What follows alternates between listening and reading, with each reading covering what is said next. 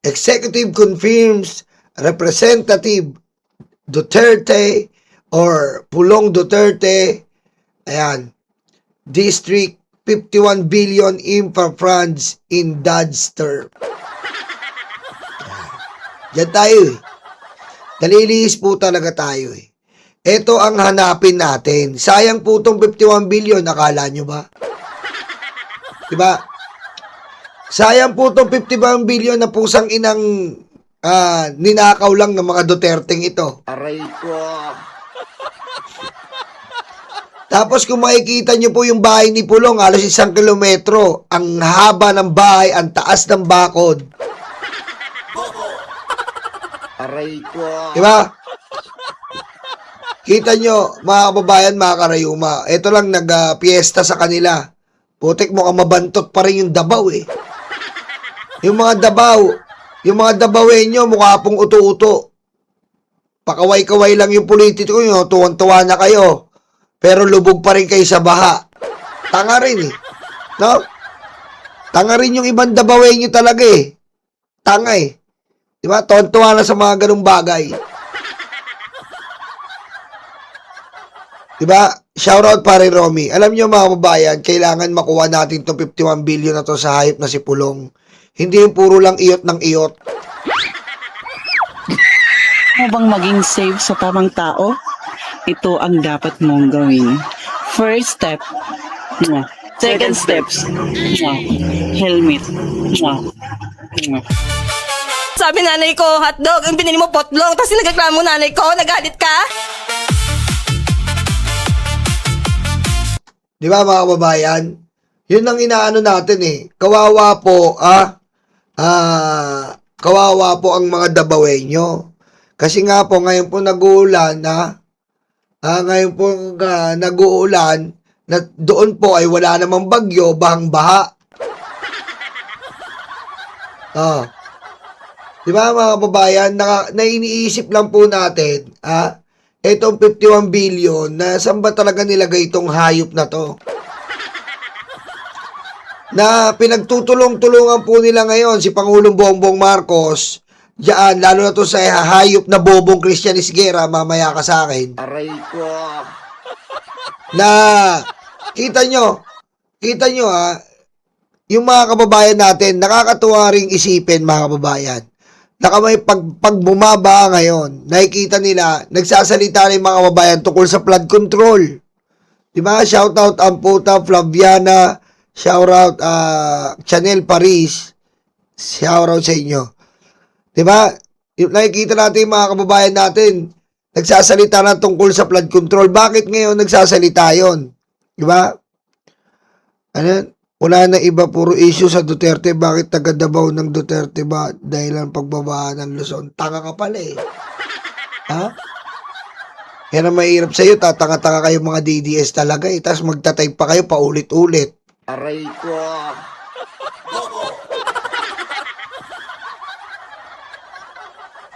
Diba? Ang bobo mo talaga eh.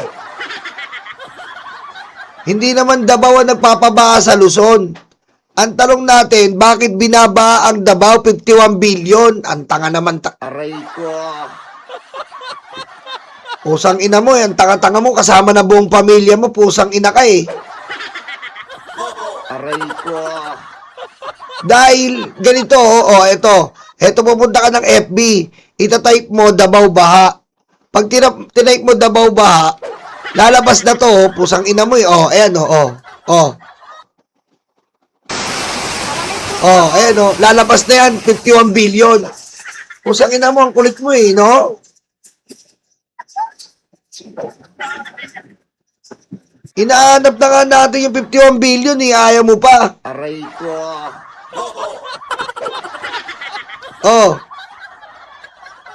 Ayan type mo lang, Abagat, walang bagyo, Davao Baha, Rumaragasa.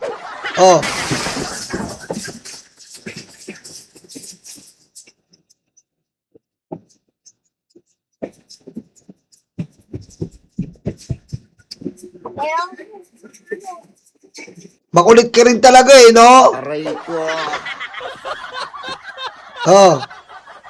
Bobo talaga kayo mga DDS eh. Tinutulungan na nga yung mga ka-DDS nyo sa Davao. Ayaw nyo pa.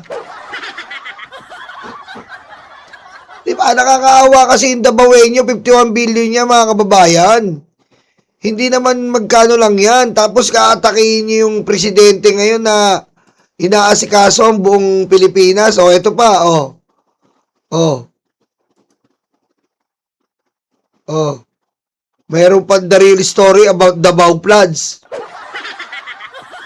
Ayan o, o. O. O. Ayan o, hanggang bubong. Hanggang bubong ang baha. O. O. Ayan sinasabi natin eh. O, yan pa o. O. Paring makmak to. Aray ko. Oh, asa na flood control dyan? Dapat kung may flood control po dyan, meron dito sa ibabaw na ano. Oh. Diba? Yan po ang inaano natin. No? Diba yung truck tumumbaw? 51 billion yan, boy. Naisip lang po natin. Ayan po ngayong nag-uulan. Wala namang bagyo dyan sa Davao. Pero kawawa eh. 51 billion po, nasa na ba yan? At simula nung na-expose yan, namatay si Cabral. Aray ko. Oh. Tapos ang mga yap, tahimik. Ayan po ang ombudsman, yan ang asikasuhin natin. Ayan lang po, ombudsman, yan po ang gusto namin paasikaso sa inyo. Baka naman po, ombudsman, yung unahin natin, yung medyo matagal na, hindi yung mga nagre-recant na bumabawi ng mga statement laban sa iba't ibang mga maling pagpaparata. Tingin mo, ombudsman. Diba? Tingin mo. Diba, ombudsman? Tingin mo. Dumako na po tayo dito kay Gutesa, mga kababayan. Pakinggan natin to kay Gutesa.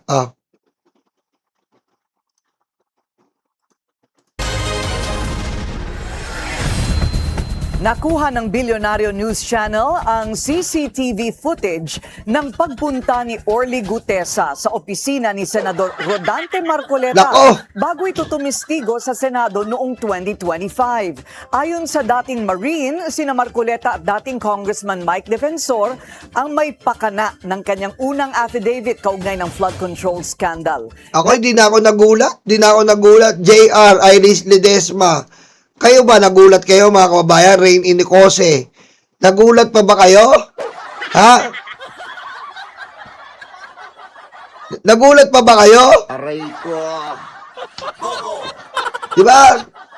Tama, diba, Rain Inicose? Alam niyo, ombudsman, no? Huwag mo lang asikasuhin to si Gutesa, nag-recant na eh. Aasikasuhin niyo pa, asikasuhin niyo yung 51 billion.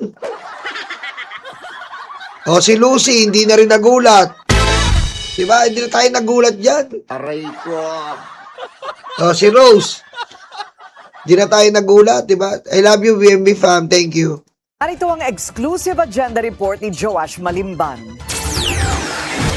Kuhang CCTV footage na ito noong September Ayan o, 25, ayan o, kuwang-kuwa po mga kababayan o, kuwang-kuwa, uling-uli si CCTV o. 2025, Oh. ang araw kung kailan biglang lumitaw ang former bodyguard umano ni former Congressman Zaldico na si Orly Gutesa. O, kita mo?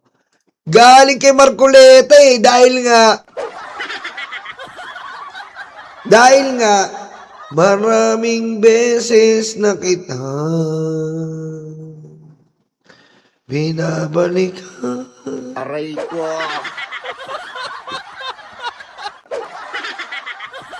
Aray ko.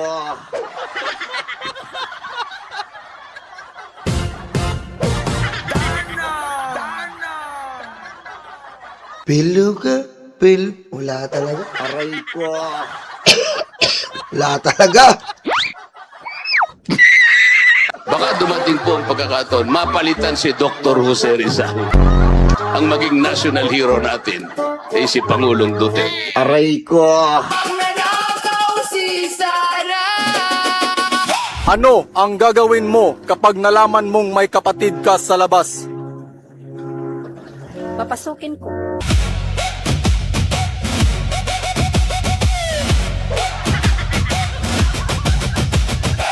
Shoutout Mark Rivera, shoutout Lorna de la Cruz. Shoutout po sa inyo O, di ba?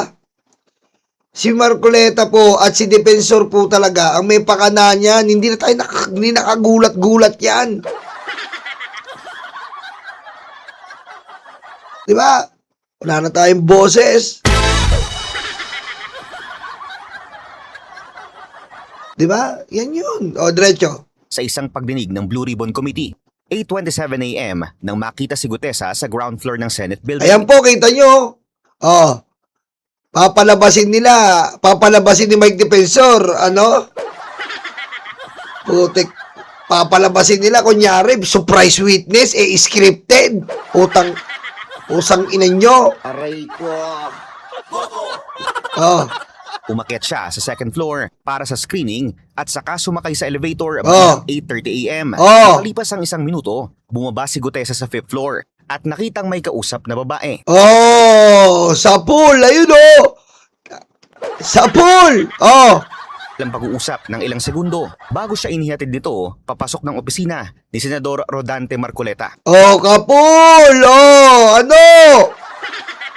ina talaga. Asong ulul. Bataan ni Asong ulul. Bataan ng pelukagang. Pelukagang. Alam niyo po ba yung mga pelukagang? Kasi marami po yan dati. Yung mga panahon ng 90s, di ba?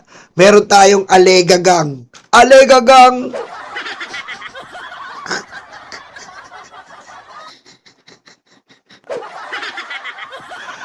Bahala na gang. Ayan. Bahala na gang. Kaya meron tayo yan. Sikat yung alegagang Yung mga nang-hold up noon, alegagang.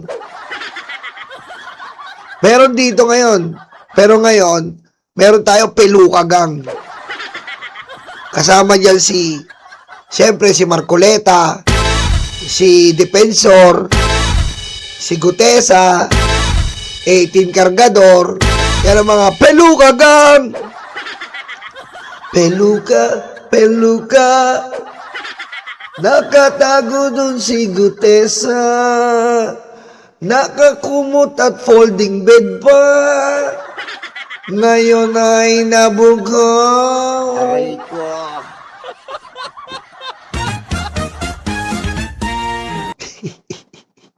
Tay sa timestamp ng CCTV footage, tumagal ang pag-uusap ng halos 20 minuto. 20 minuto, binriping na Binriping na Binriping na.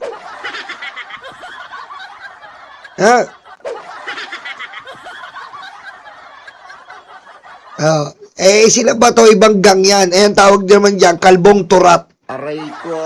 Sila ba to? Ibang gang yan, mga dabawenyo yan Tawag dyan, mga kalbong turat.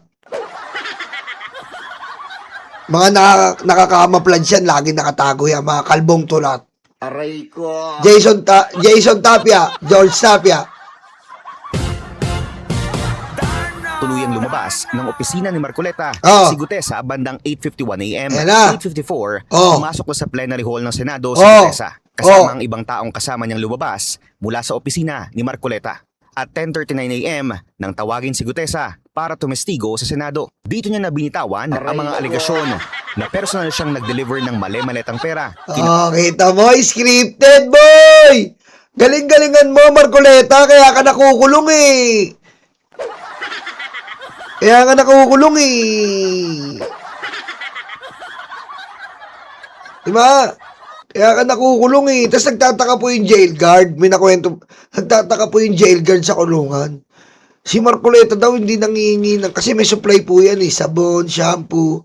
Hindi po shampoo ang ni Marcoleta, Downy.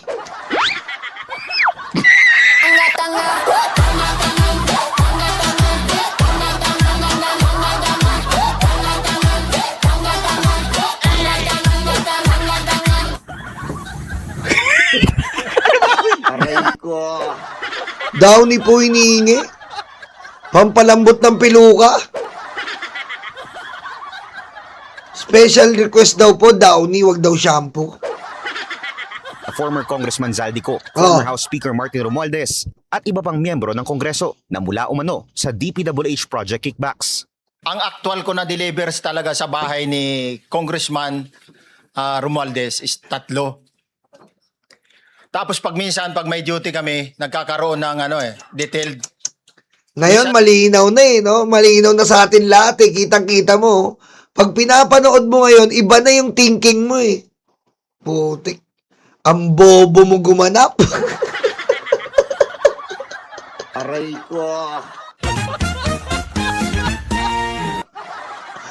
Diba? Ang bobo mo gumanap. Ang bobo, kaya pala tinago ka ni Marcoleta Page 20.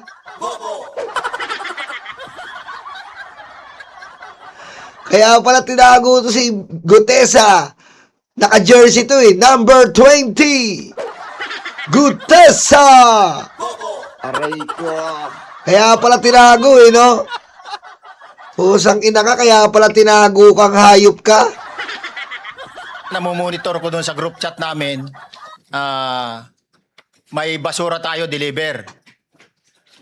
Minsan namomonitor ko siya is 3 times a week Oh. ang delivery doon sa Forbes, sa bahay ni Kung Sal, ni Oh. Kung Romualdez. Oh, kita mo, naduduwa.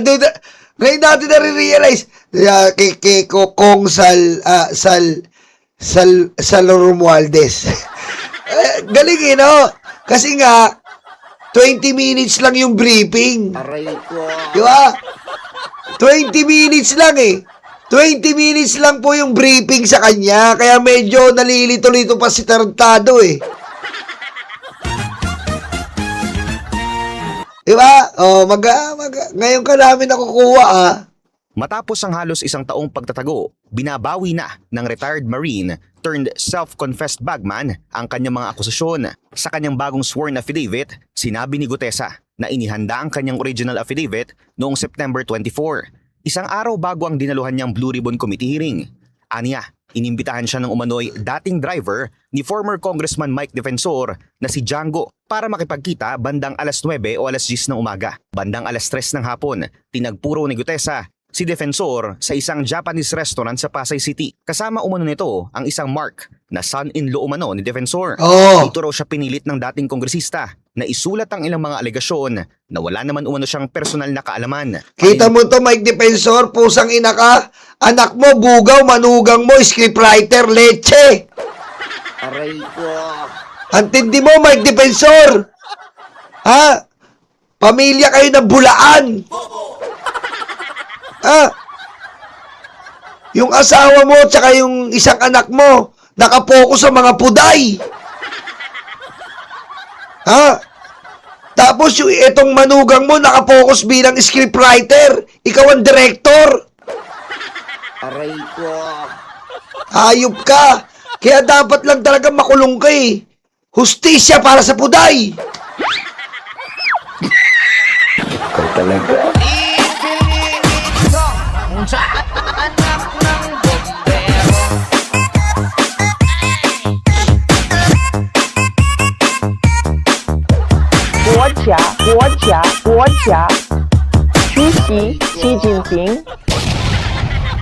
Diba? Kaya nung simula lang nakulong ka, nabigyan natin ng hustisya ang mga puday na nawawala. Diba?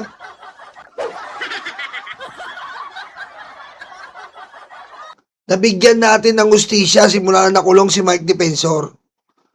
Yung mga PWD nagkaroon ng hustisya. Tama? Tama mali? Aray ko. Tama mali, mga karayuma. Itong mga PWD nabigyan na ng hustisya. Dati wala silang hustisya Workaholics. Workaholics Ito po mga kababayan, workaholics. Magpatato na kayo kung gusto nyo magpatato. Napakagaling po ng mga yan. Workaholics. Diba? Ano po ba yung PWD, mga kababayan? Bakit po natuwa at nabigyan ng hustisya ang mga PWD? Ano po ba yung PWD? Hindi po to yung na mga disable. Hindi po. Yung mga puday na walang destinasyon. Aray ko. Di ba? Yan pong mga puday na walang destinasyon, nagkaroon po ng kinabukasan. Aray ko. Dahil sa pagkulong ni Mike Defensor, na ayan po palang inaasikaso ng pamilya niyan. Yung manugang mismo, yung Mark, gumagawa ng script. Tapos itong isang anak, sa Chicago bar, kinukulong ang mga puday. Ay, 5 na tattoo mo, Mami Chris Rose. Magpatato ka pa. Kaya, shout out sa ating mga PWD. Isasama na namin kayo sa aming party list. Single Mommies Party List. Catering PWD. Aray ko. Magkadugtong yan eh. Di ba? Magkadugtong yan. Di ba? Magkakunayb yan. Iisang party list yan. Single Mommies Party List. Naka-umbrella yan ang PWD. Puday walang destinasyon. Patayin mo si BBM. No joke.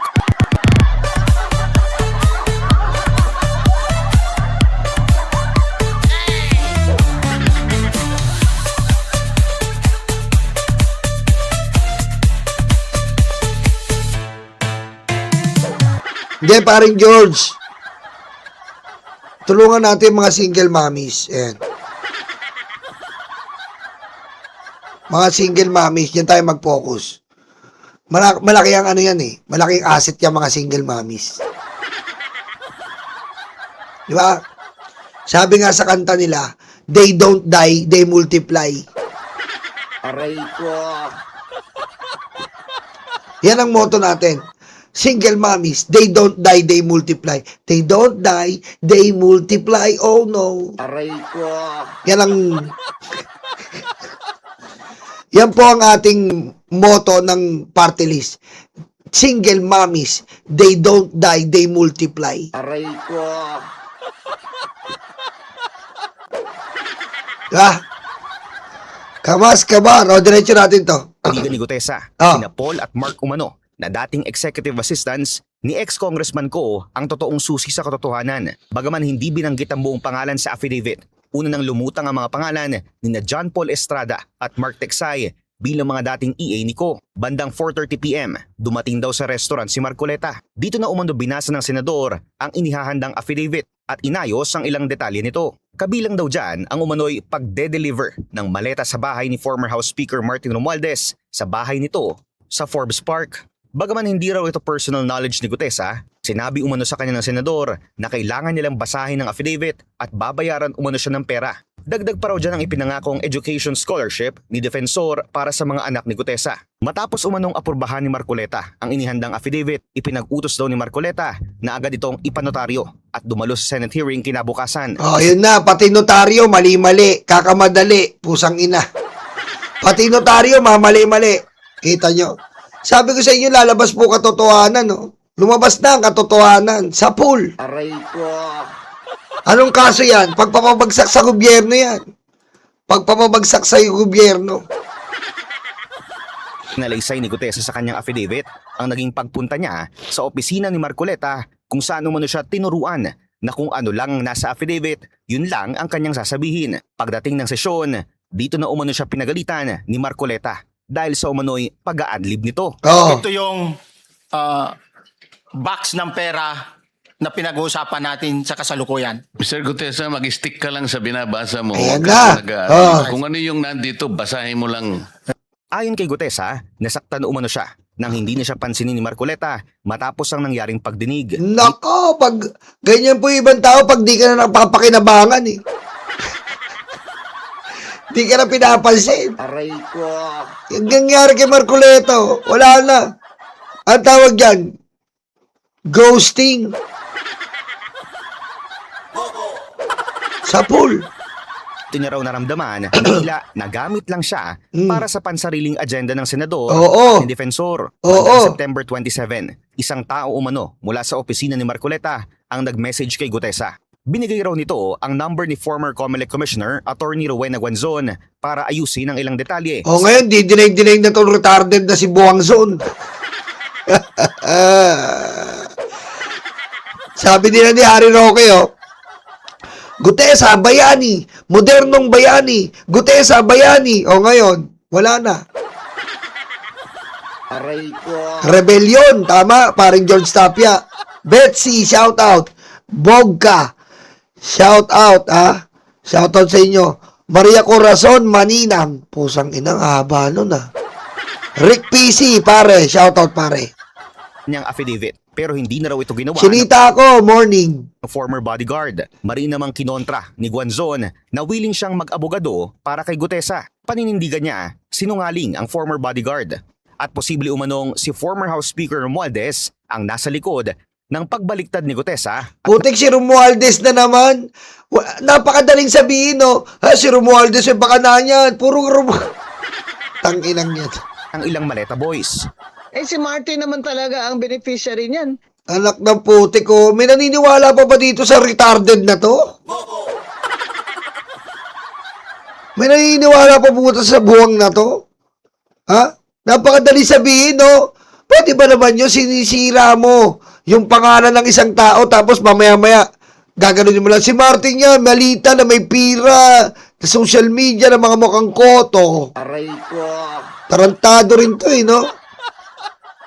Sira ulo, Kahit anong gawin nyo, tindihan nyo, Tindihan nyo po. Tindihan nyo yung pagpe-fake news nyo. Kira mo. Ang dami nyo nang ginawa kay Romualdez, wala pa rin. Aray ko. Ang dami nyo na nagtulong-tulong. Na minsan kasi Chis Escudero, kinatulong nyo pa si Chis. Wala pa rin. Hindi ko alam bakit wala pa rin, Aray ko. Grabe, Ayan ang sabi ko sa inyo, ayan po sinasabi natin na mahirap dugain ang katotohanan. Ang hirap po dugain ang katotohanan, Ang dami na nila nagtulong-tulong, pusang ina. Ay, nako. Abangan po natin ang susunod na kabanata rito,